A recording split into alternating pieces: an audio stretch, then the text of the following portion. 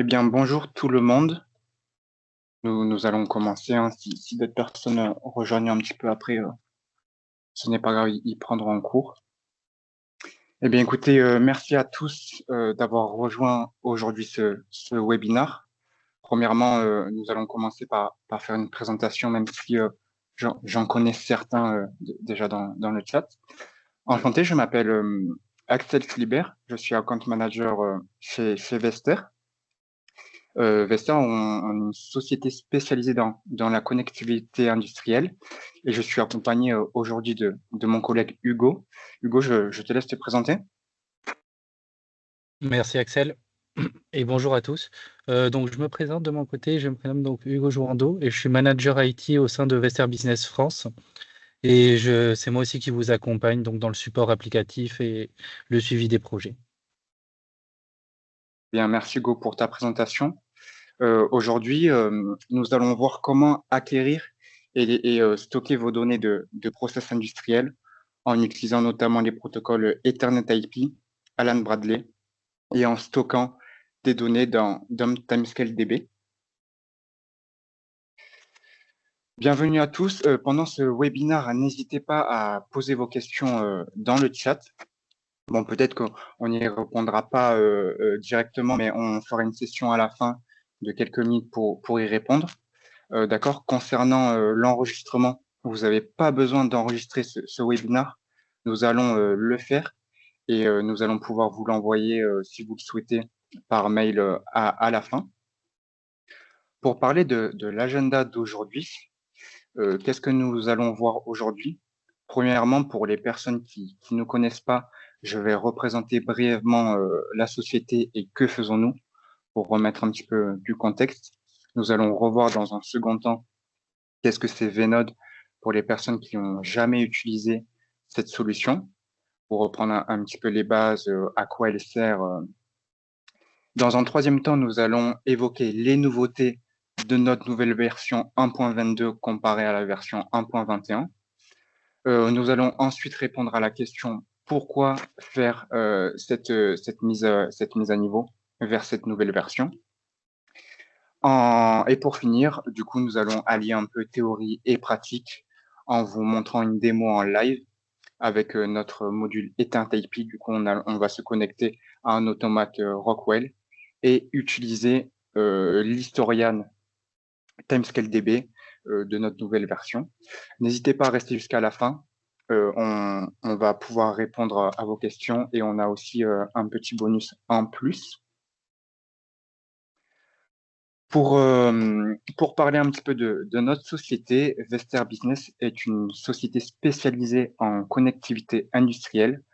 Nous proposons plusieurs solutions industrielles.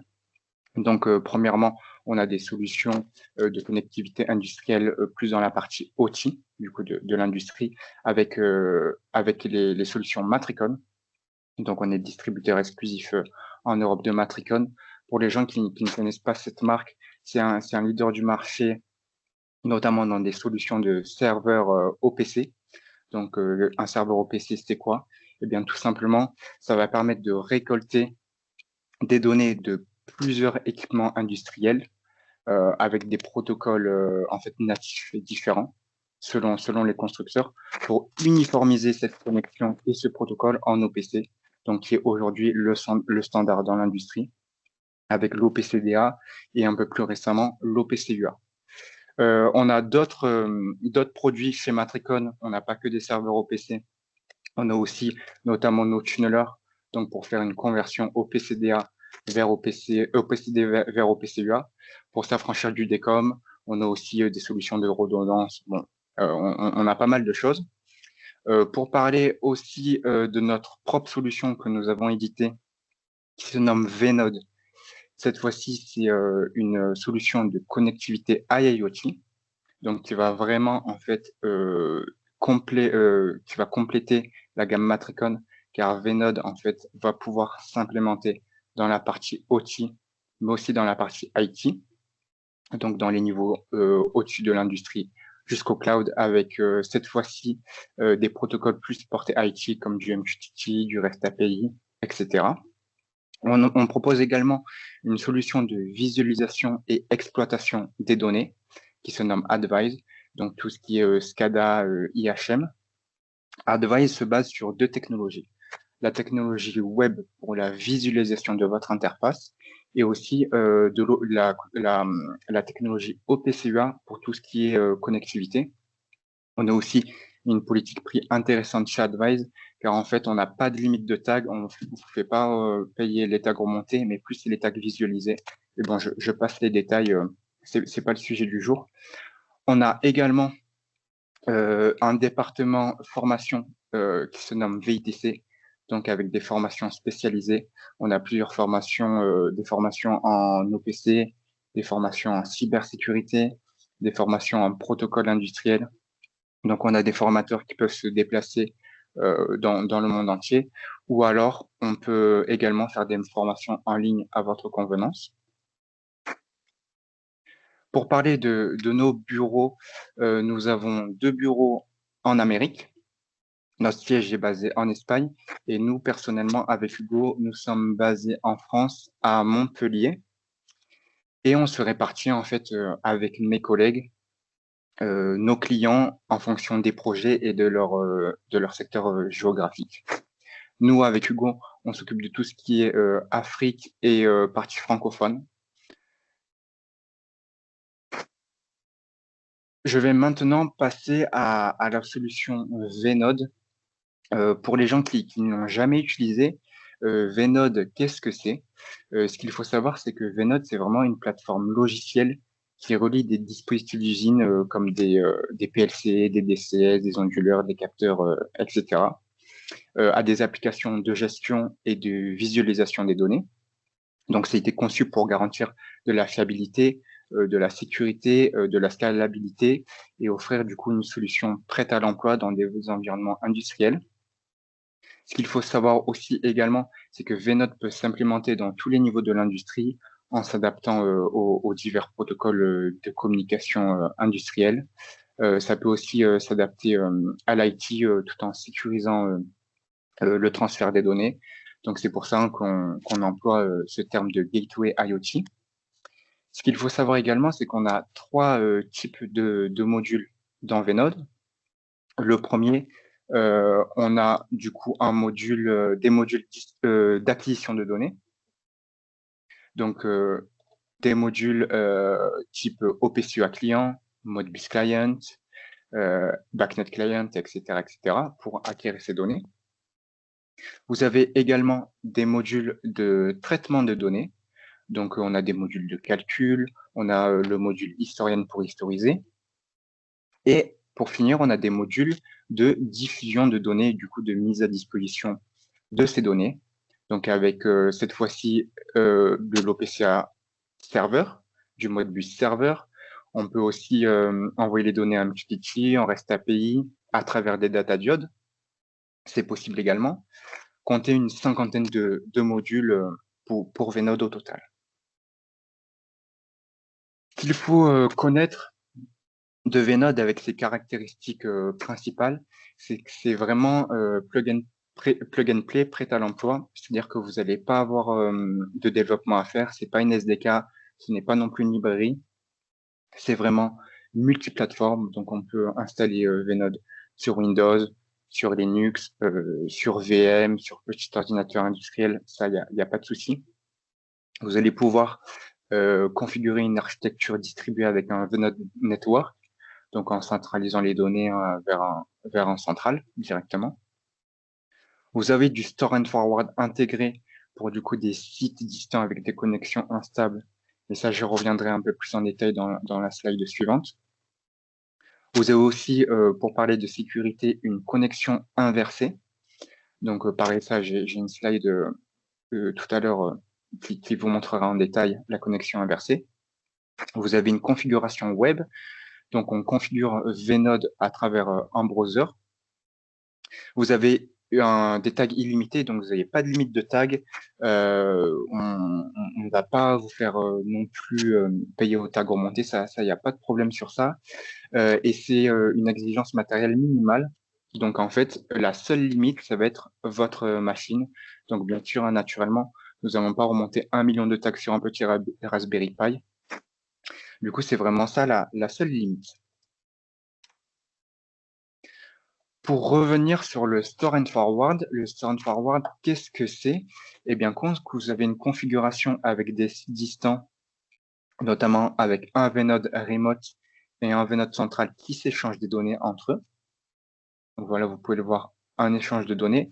Vous avez une connexion instable sur votre vNode remote et la connexion se coupe. Eh bien, vNode va être capable de stocker les données en local, directement sur le disque, afin d'attendre la reconnexion vers le central pour pouvoir renvoyer toutes ces datas sans perte de données. Pour parler de sécurité, vous avez la possibilité d'inverser la connexion. Donc, toujours quand vous avez cette configuration avec un vNode distant et un vNode central, eh bien, vNode est capable d'initier la connexion du remote vers le central, ce qui évite en fait d'avoir une connexion entrante, mais vous avez uniquement une connexion sortante. Donc, en général, quand on explique ça aux responsables informatiques et sécurité, ils sont assez contents en général. Pour passer maintenant aux nouveautés de notre nouvelle version, nous avons intégré l'IA, du coup avec notre nouveau module serveur MCP. Donc ce nouveau serveur vNode MCP expose votre modèle de données contextualisé au système aux agents d'IA via le modèle contexte protocole, tout en conservant contrôle, cohérence et sécurité du contexte des prompts. Donc, pour rentrer un peu dans le détail, quand vous avez un LLM seul, ça fonctionne uniquement avec le texte du prompt. Donc, vous n'avez pas d'accès direct à des données externes, pas d'action possible. Vous avez des réponses dites statiques, donc basées sur ce qu'il sait déjà. Donc, je sais pas, je vous prends un exemple. Si je lui demande quel est le prix d'un billet d'avion, ça va me faire une réponse générale. Donc, voilà, si le prix d'un billet d'avion en général pour le Brésil. Et quand on allie LLM plus MCP, donc cette fois-ci, c'est connecté à des outils, des API et des données en temps réel. Donc, on peut chercher, calculer et exécuter. Donc, on utilise un contexte plus dynamique et ça peut agir du coup comme un agent intelligent. Pour reprendre l'exemple du billet d'avion, cette fois-ci, on peut lui dire trouve-moi le billet d'avion le moins cher pour demain pour le Brésil et ça vous fait une comparaison réelle et un résultat un peu plus précis. Mais bon, je vais pas m'attarder sur l'IA parce que c'est pas l'objet de notre webinaire d'aujourd'hui. On a prévu un second webinaire dans les prochaines semaines spécialisé sur l'IA et sur notre nouvelle version. Donc, nous pourrons également vous inviter sans problème. Pour parler également des autres nouveautés de la version 1.22, nous avons plus de protocoles natifs, du coup, avec des nouveaux modules de connectivité. Nous avons développé le module serveur IEC 504, donc plus communément appelé IEC 104, pour publier les données de contrôle à distance vers des SCADA. Concrètement, l'IEC 104 permet de transmettre des données de supervision et de contrôle en temps réel via Ethernet et Internet. Nous avons aussi amélioré notre module Sparkplug du coup pour tout ce qui est communication en MQTT et nous avons ajouté un module Ethernet IP, donc pour tout ce qui est protocole de communication Alan Bradley et notamment pour connecter des équipements Rockwell. Nous avons aussi amélioré notre module Historian. Aujourd'hui, vous avez un système d'historisation haute performance pour des séries temporelles qui exploite du coup TimescaleDB sur PostgreSQL. Donc, c'est conçu pour gérer des millions de points de données dans des flux de données industriels à haute fréquence. Vous avez également un store and forward natif sur disque. Donc, même principe qu'en début de webinar. Les données sont stockées localement sur la base en fait, sur la machine en local, quand la base de données ou la destination n'est pas disponible, puis automatiquement retransférer dès que la connexion est rétablie, en évitant ainsi toute perte de données. Vous avez également une flexibilité totale, car on peut historiser sur site, dans le cloud ou faire les deux, avec un accès standard via SQL pour l'intégration avec Power BI, Data Lake et Agent IA. Donc moi, Hugo, j'ai une petite question technique à te poser. Qu'est-ce que c'est PostgreSQL pour toi? Très bonne question, Axel.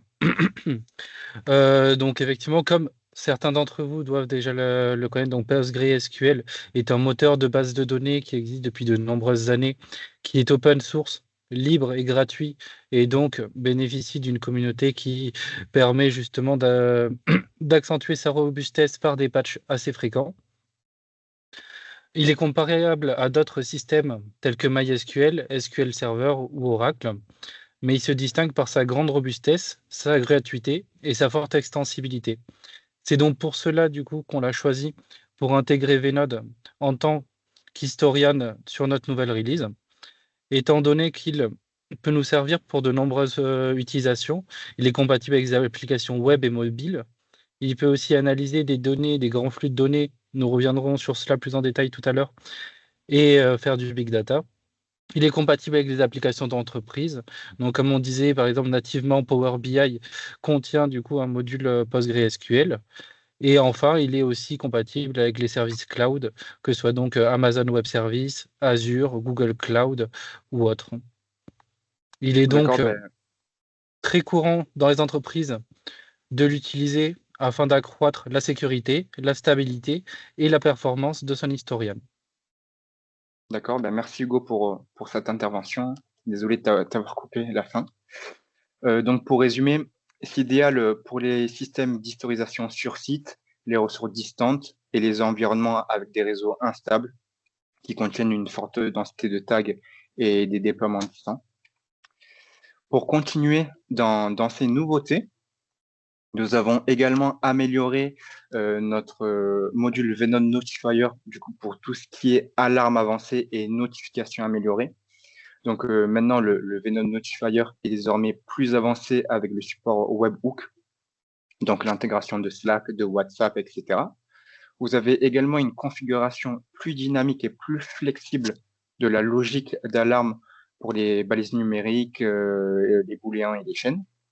Vous avez de nouveaux paramètres d'alarme permettant de mieux configurer celle-ci en ciblant de façon optimisée les conditions à monitorer et ainsi faciliter cette mise en place. Donc, du coup, c'est idéal hein, pour toutes les équipes qui ont l'habitude de travailler sur Slack, sur WhatsApp, par SMS pour les notifications, mais aussi hein, pour se conformer à des normes telles que la ISA 18.2. Pour parler de sécurité, nous avons maintenant une nouveauté dans cette nouvelle version 1.22 avec une base de sécurité renforcée avec la double authentification native. Donc maintenant, vous avez une authentification multifacteur native au sein de Venode avec la prise en charge du TOTP, donc le Time-Based On-Time Password. Vous avez une politique de mot de passe plus stricte, du coup une complexité imposée et la suppression des mots de passe par défaut. Vous avez également un chiffrement avancé avec le certificat 4096 bits par défaut et la cryptographie SHA-20 poly 1305 qui est mise à jour. Et nous avons aussi mis en place de nombreuses améliorations afin d'améliorer et de maintenir des communications hautement sécurisées, avec notamment la suppression du support pour les anciennes versions de TLS. Eh bien, pourquoi changer de version? Pour résumer, avec la nouvelle version 1.22, vous allez maintenant pouvoir exploiter vos données opérationnelles pour les cas d'utilisation d'IA avec notre nouveau module MCP Server. Vous allez étendre la connectivité industrielle nativement avec des nouveaux modules, donc le serveur IEC 104, le module Spark Plug et notre nouveau module de connectivité Alan Bradley, donc Ethernet IP. Vous allez renforcer également la sécurité avec la double authentification, avec une base de sécurité plus stricte. Et vous allez pouvoir maintenant gérer des séries temporelles de données à haute fréquence avec nos nouveaux modules Historian haute performance qui comprend le store and forward natif. Pour passer maintenant un petit peu plus à la pratique, je vais laisser la main à mon collègue Hugo. Hugo, je te laisse la main pour la démo. Merci Axel. Donc, je vais à présent partager mon écran et procéder donc à la démonstration de cette nouvelle version. Donc, comme vous le voyez, nous allons donc utiliser le logiciel Venode qui sera connecté donc à un Allen Bradley Micro 850 présent sur le même VLAN. Et enfin, nous allons donc historiser ces données sur une base donc TimescaleDB qui est un add-on de PostgreSQL. Je vais maintenant donc passer au partage de Venode afin de vous montrer le logiciel plus en détail. Surtout, je reviens donc sur ce point-là, mais effectivement, si vous avez des questions, n'hésitez pas à les poser dans le chat, même pendant la démonstration, si vous voyez des choses. On y reviendra du coup par la suite.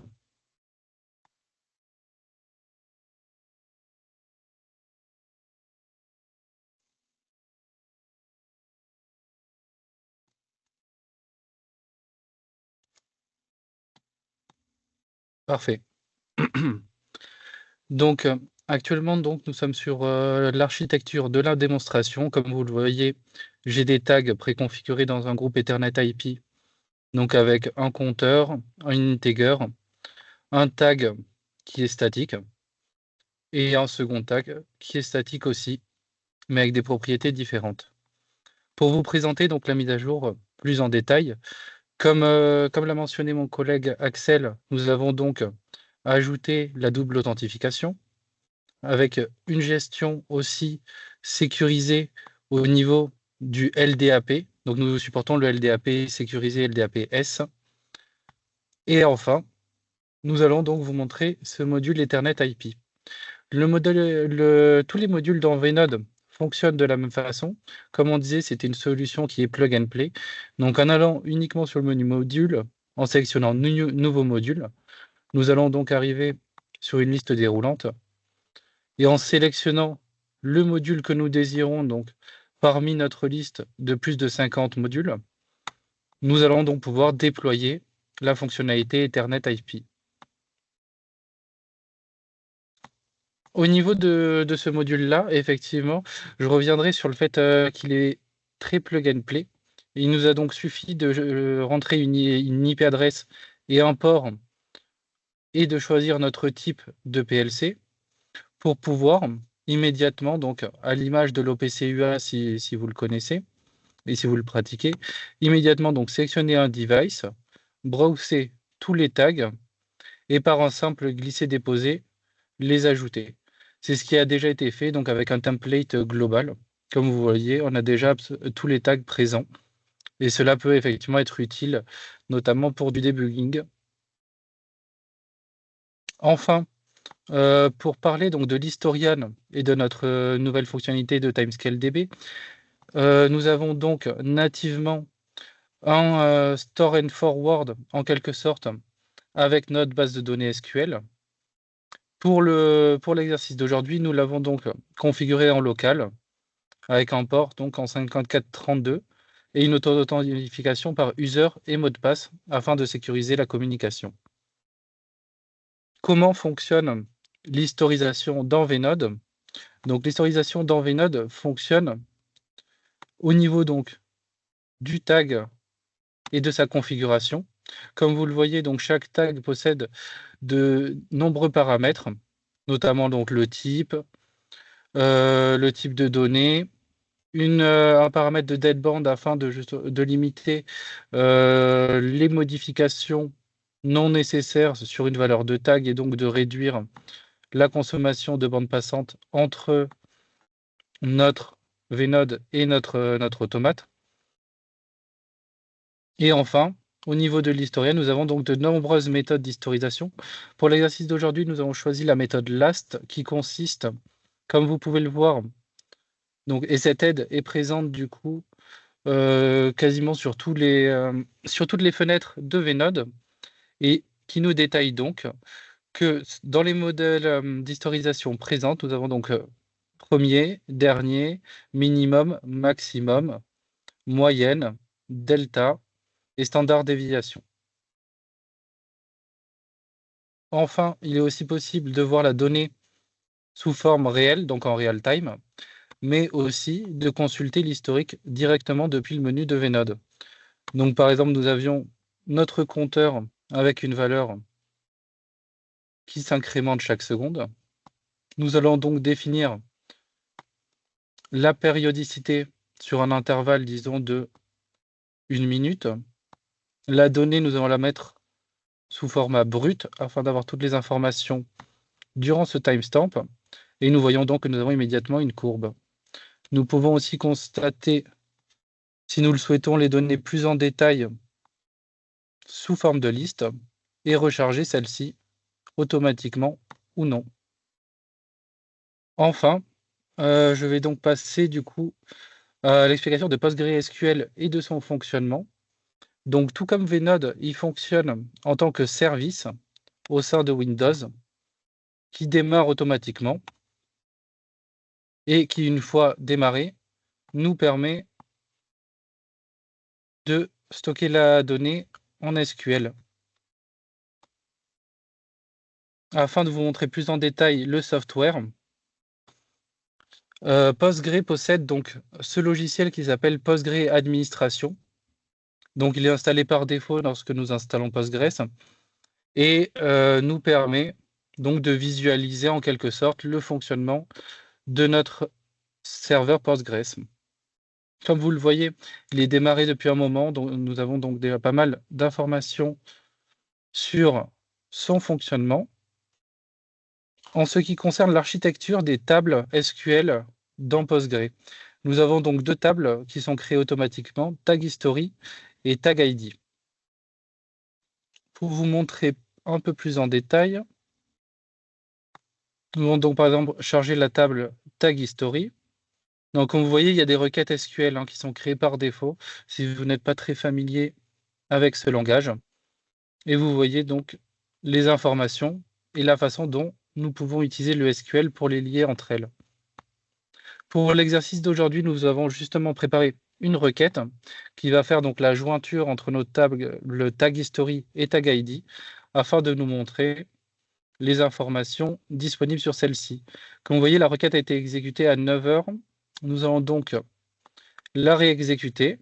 Et vous allez voir que en une fraction de seconde, il y a énormément donc de champs qui ont été publiés et interrogés. Et donc que nous pouvons utiliser toute la puissance de Postgres.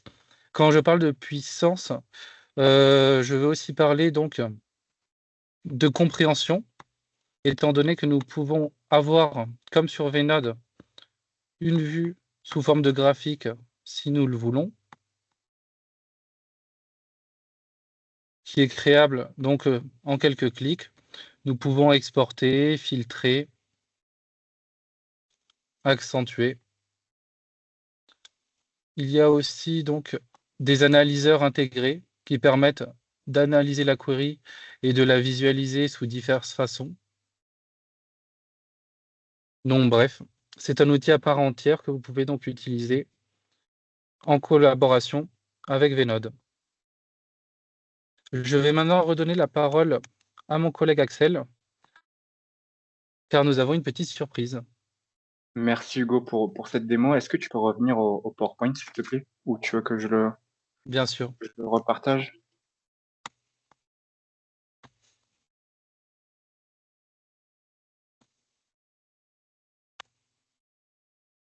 Merci. Eh bien, aujourd'hui, nous vous offrons, si vous le souhaitez, une licence gratuite de 30 jours, donc directement disponible sur cette slide. Ça vous permet un accès sans limite pendant 30 jours. Mais aussi, si vous voulez prendre rendez-vous avec un de nos consultants, nous vous offrons une consultation de 1 heure pour dessiner une architecture, pour valider un besoin spécifique ou non. N'hésitez pas à nous contacter pour ça. Nous allons maintenant passer à la suite aux questions. Si tu peux passer la slide, s'il te plaît, Hugo. Est-ce que vous avez peut-être des questions? Vous pouvez les poser à l'oral ou dans le chat à votre convenance.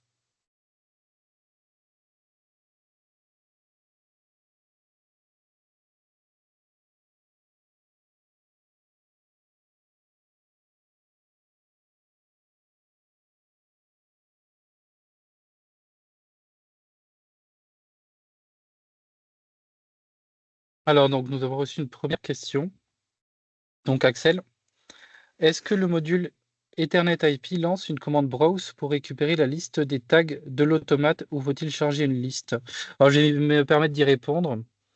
Donc, comme précisé, le fonctionnement du browse est le même qu'en OPC UA, c'est-à-dire que lorsque nous nous connectons et nous allons donc cliquer sur la petite flèche à gauche du browse, nous allons donc faire une query à l'automate qui va nous renvoyer donc les valeurs qui ont été configurées et qui sont accessibles en browsing. Il est effectivement possible de rajouter de la sécurité là-dedans en permettant, selon un utilisateur ou selon d'autres paramètres, l'accessibilité à certains tags ou non. Mais toute cette configuration doit se faire dans l'automate. C'est un peu Il ne faut similaire au fonctionnement de l'OPCUA, Hugo, hein. exactement.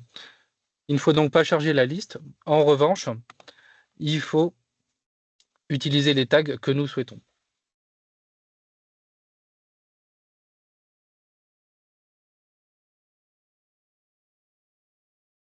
Nous avons d'autres questions qui arrivent.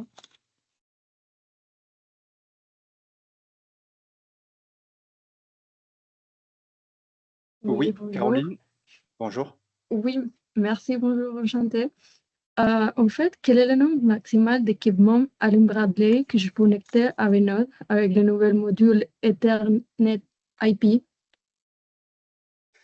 Eh bien, comme je me permets d'y répondre, Hugo, hein. Comme tous nos autres modules, on n'a pas de limite en fait. Si vous voulez de tag ou d'équipement, la seule limite, ça va vraiment dépendre de votre machine et de la charge en fait qu'elle peut accueillir, tout simplement. Merci. Alors j'ai une autre question de Michel dans le chat. Est-ce que votre connecteur Ethernet IP supporte les structures déclarées dans l'automate? Si oui, comment les structures sont-elles archivées dans PGSQL? Donc dans PostgreSQL, comme nous l'avions montré précédemment, une structure existe déjà de base qui concerne donc Tag ID et Tag History. En revanche, étant donné que c'est une base SQL ouverte, donc là, effectivement, on ne l'a pas montré lors de la démonstration, mais lors de l'installation, il est aussi possible donc d'utiliser un outil qui s'appelle SQL Shell qui est installé donc en parallèle de Postgre. Et en s'y connectant, nous pouvons aussi modifier la structure de la base de données de Vnode. Donc effectivement, il est aussi possible de le faire. En revanche, il faudra donc passer par le shell ou PostgreAdmin afin que la donnée soit renvoyée au bon endroit par Vnode.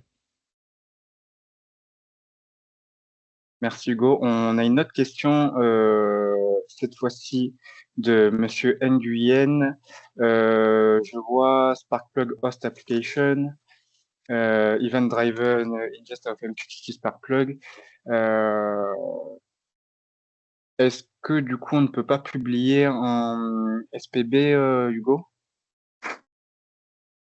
Alors a priori, effectivement, nous n'avions pas encore vraiment du coup échangé sur le module Sparkplug, étant donné que c'est une nouveauté. En revanche, il me semble qu'il est bien compatible. Donc, je vous invite à faire le test et dans tous les cas, vous aurez nos informations de contact afin qu'on vous accompagne là-dessus. Oui, il y a quelqu'un qui a levé la main. Euh, Zacharia, allez-y.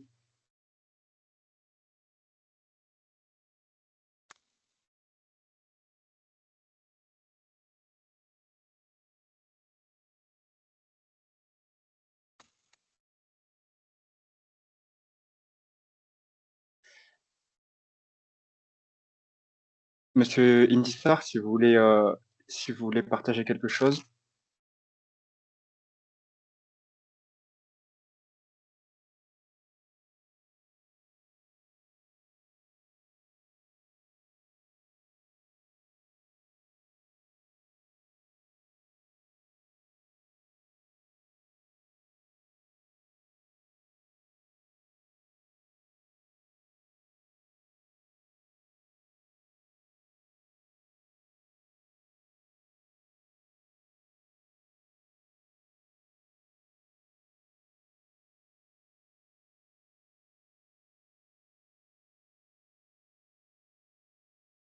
Non? Bon. D'accord. Euh, On avait d'autres retours dans le chat, notamment de Michel Condomine concernant les structures déclarées dans l'automate. Et effectivement, oui, nous le supportons et ce sont d'ailleurs certaines que nous avions utilisées lors de la configuration pour faire des compteurs et d'autres valeurs. Effectivement, on n'avait pas pris tous les tags pour la démonstration, mais oui, nous le supportons. on a une autre Nous supportons question. aussi d'autres types d'automates Ethernet IP que nous vous avions pas montré dans la liste déroulante. Question suivante. On a une autre question dans le chat de Madame Bassel. Pour revenir au nouveau module du point de vue du client final, quel est l'avantage réel d'avoir des modules Ethernet IP et Historian natifs dans Vnode plutôt que d'intégrer plusieurs outils séparés? Donc, pourquoi intégrer aussi un module Historian dans Vnode? Eh bien, je me permets d'y répondre, Hugo. Je pense que ça peut réduire la complexité, en fait, et ça accélère notamment le déploiement. Donc, ça facilite aussi votre support, car en fait, tout est uniformisé grâce à un seul software. Et vous avez une architecture tout simplement plus unifiée et ça évite d'additionner les briques. Avez-vous réalisé des tests de charge et de performance pour ce nouveau module Ethernet IP? Oui, on en a réalisé. Pourquoi vous avez un exemple là de grosse charge qui vous inquiète, Monsieur Ngoulou?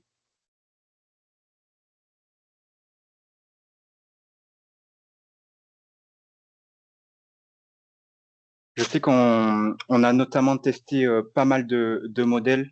Rockwell, ils sont disponibles d'ailleurs sur le module. Euh, Si tu peux m'aider sur ça, Hugo, je crois qu'on a des Bien sûr, modules, bien sûr. j'ai omis le nom exact.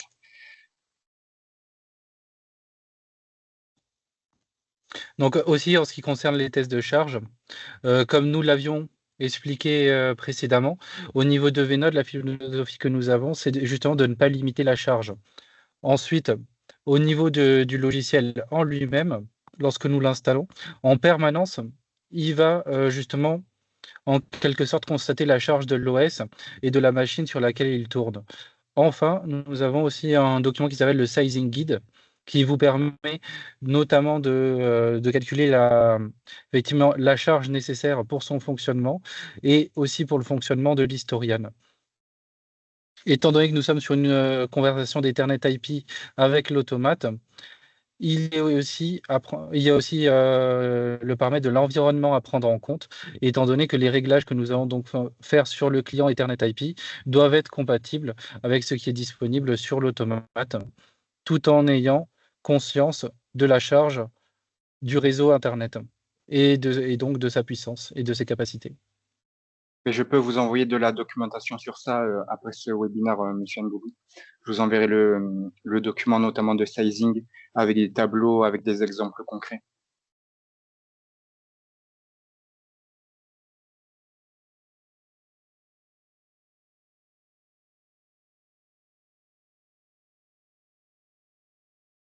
Alors, c'est une bonne remarque, Monsieur Condémine.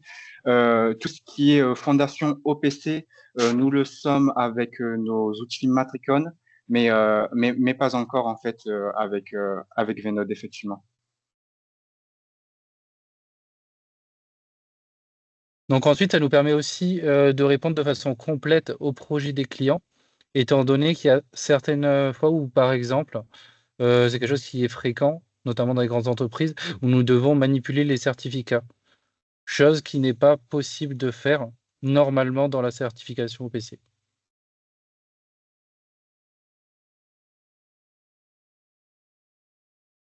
Nous avons donc la certification OPC avec nos outils Matricon.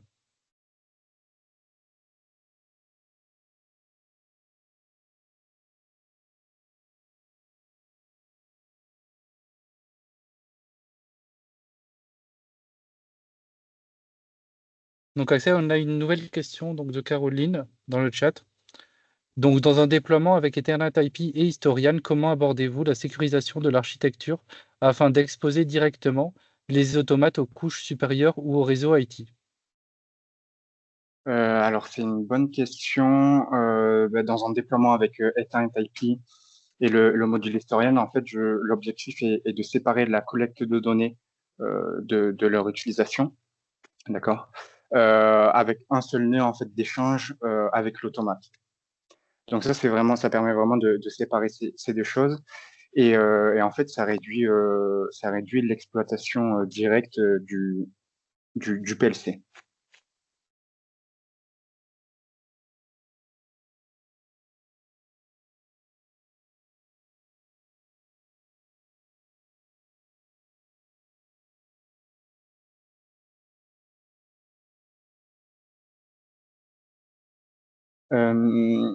Je crois que Monsieur Inkissar, vous relevez la main. Est-ce que vous voulez partager quelque chose à nouveau?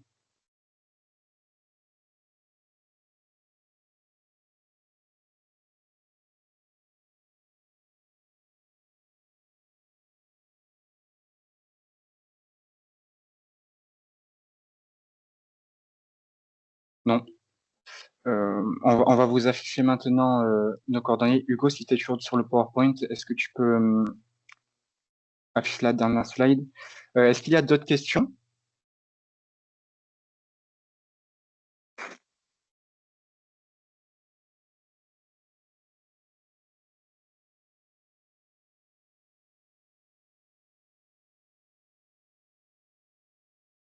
Ah, on a une autre question. Est-il possible d'historiser des tags calculés, une expression de plusieurs variables automates par exemple, ou encore un calcul de données déjà historisé dans VNode? Alors, je vais me permettre du coup d'y répondre par une petite illustration donc, du fonctionnement des tags. Donc, effectivement, il est possible.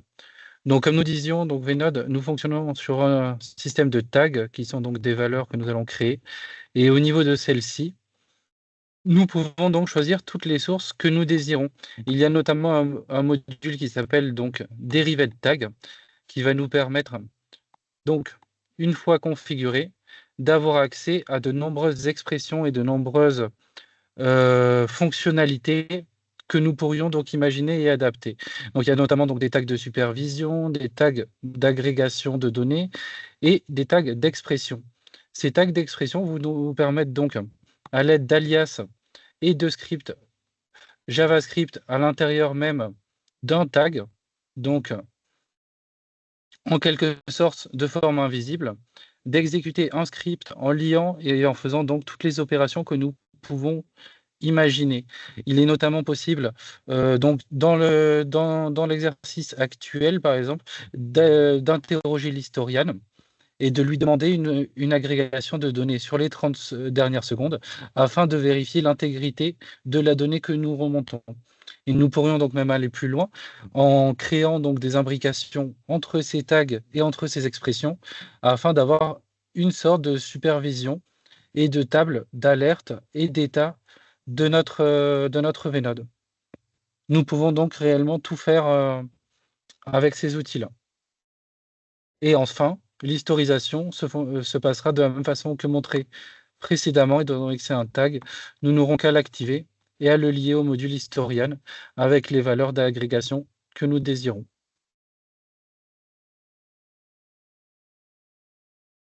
Donc, merci Hugo pour cette dernière réponse. Écoutez, s'il n'y a pas d'autres questions, merci à tous d'avoir assisté à ce webinaire. N'hésitez pas, hein, si vous avez vraiment des questions ou si vous voulez qu'on organise une réunion un peu plus détaillée ensemble dans les prochains jours, dans les prochaines semaines, vous avez nos coordonnées directement à moi et à Hugo dans cette slide. Vous pouvez nous contacter par mail ou nous appeler directement. Et n'hésitez pas aussi à nous demander le recording de la session. Nous pourrons vous l'envoyer sans souci. Eh bien, écoutez, merci à tous et passez une belle journée. Merci à Hugo. tous et à très bientôt. N'hésitez pas à nous contacter pour le follow-up de vos tests. Au revoir.